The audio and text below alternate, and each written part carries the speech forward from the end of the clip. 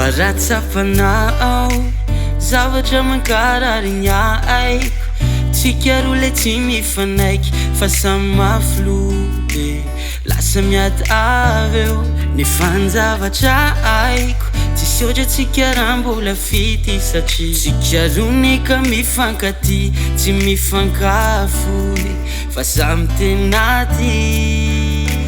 nefa reo mifandefitra foana na misy azy ireo vava tsy ambina indraindray fa tsy tiako zafy le fitiavana azy anazy fa tsy tiako zafy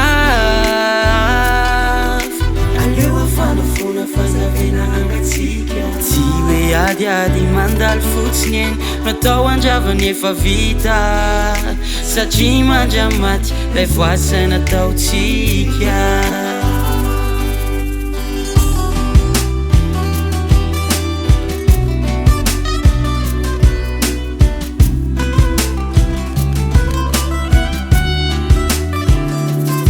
eko fanisy reo teny zay nandratra ny fonao ny fiatsika sy ny fomba fanaoko de ifonako eto hoe ezaka niova kanefa ianao inoko fa toaika ho tonga sainy tsy anampitsofina fa mba maainy ainy de ho lafatrany atsika nefa reo mifandefitra foana na misy azy ireo vava tsy ambina indraindray fa tsy tiako zafy le fitiavana azy anazy fa tsy tiako zafy aleo afanafona fazavena angatsika tsy hoe adiady mandalo fotsiny eny natao andravany efa vita satria mandramaty lay voasaina ataotsika soriko aminao fa zao ady iala mireo adalana fanome hafanana hoanao riry any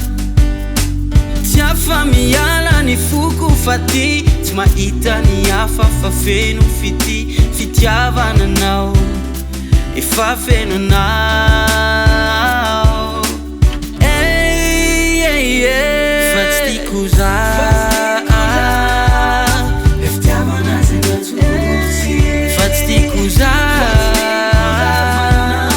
aleo afanafona fazavena angatsika tsy hoe adiady mandalo fotsiny eny natao andravany efa vita satria mandramaty lay voasaina ataotsika satria mandramaty lay voasaina ataotsika